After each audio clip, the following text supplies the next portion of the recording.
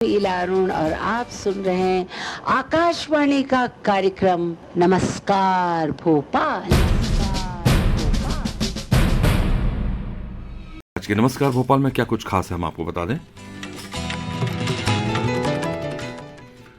आज है भोपाल गैस त्रासदी की 40वीं बरसी और इस अवसर पर हमने बातचीत की है प्रत्यक्षदर्शी और वरिष्ठ पत्रकार श्री अलीम बज़मी से। भोपाल के 37 थानों में प्रारंभ किया गया है साइबर हेल्प डेस्क। क्या उद्देश्य, किस तरह से यह मददगार होगा, इन तमाम बातों की चर्चा हमने की है deputy commissioner of police crime Shri Akhil Patel से। और साइकिलिंग में एक उपलब्धि भरी जानकारी हम आपको देंगे। साइकिलिंग में एवरेस्टिंग चैलेंज पूरा करने वाले मध्य प्रदेश के वरुण नामदेव से हमने उनकी इस उपलब्धि की चर्चा की है, जिसे हम आपको सुनाएंगे आगे। जिन्होंने ये एवरेस्टिंग जो चैलेंज है उसको पूरा किया है, किस तरह से इस चैलेंज को पूरा किया, क्या आगे उनका मुकाम होगा, इन तमाम बातों को जानने के लिए हमने बातचीत की साइकिलिस्ट वरुण नामदेव से। ये एवरेस्टिंग चैलेंज जिसको बोला जाता है, ये दुनिया का सबसे कठिन साइकिलिंग क्लाइंबिंग चैलेंज है। इसमें एवरेस्ट के बराबर का हमें ऑल्टीट्यूड गेन करना रहता है और ये एक ही हिल पे हमें बार बार चक्कर लगाने रहते हैं। जब तक हम उतना एवरेस्ट बराबर क्लाइंब ना कर ले तब तक हमारी एक्टिविटी चलती रहती है।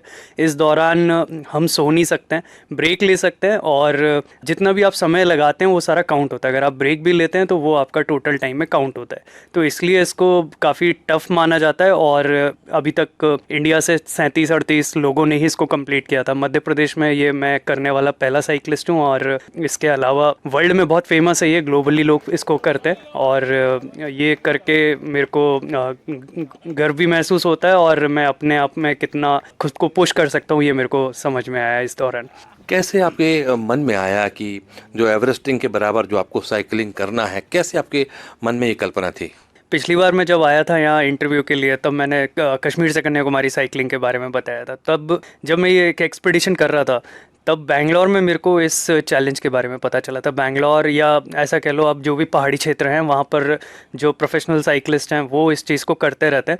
तब पहली बार मुझे इस चैलेंज के बारे में पता चला था और मेरे को सुन के लगा था कि एवरेस्ट इंडिया में कैसे पॉसिबल है। फिर मैंने रिसर्च करी, जाना, लोगों से पूछा और तब मैंने डिसाइड किया कि जब भी मौका मिलेगा तो मैं इस चीज़ को मध्य प्रदेश में करके मध्य प्रदेश और भोपाल का भी नाम रोशन करूँगा।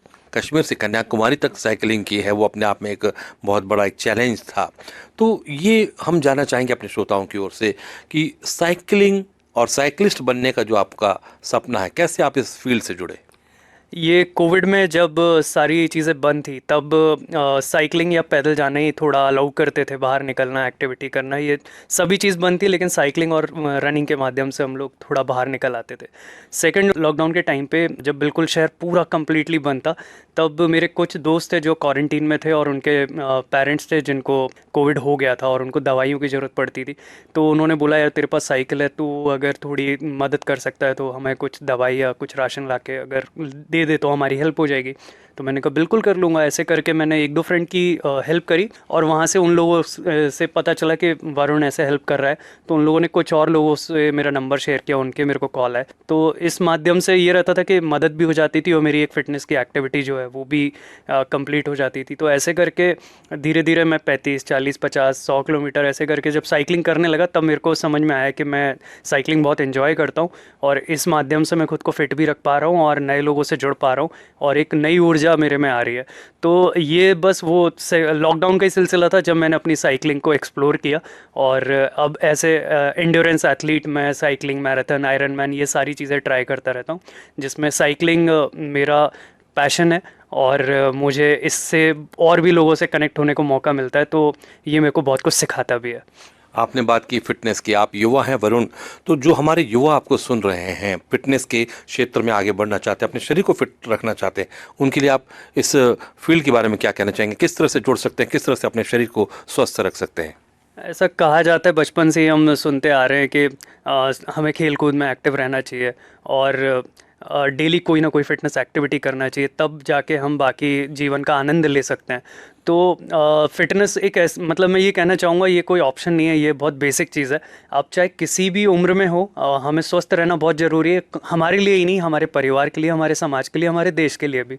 तो आप जिस भी माध्यम से फिट रह सकते हैं, चाहे वो योगा हो, चाहे वो जिम हो, चाहे रनिंग हो, साइकिलिंग हो, जो भी आपको ऐसा लगता है कि मैं इसको आसानी से कर सकता हूँ और मुझे ये करने में मज़ा आता है, तो आप वो सारी चीज़ें वो कुछ भी करिए। आप चाहे योगा, साइकिलिंग, रनिंग, जिस भी माध्यम से आप बाहर निकल सकते हैं, खुद को थोड़ा सा एक्टिव रख सकते हैं, वो सारी चीज़ें आपको ज़रूर करना चाहिए।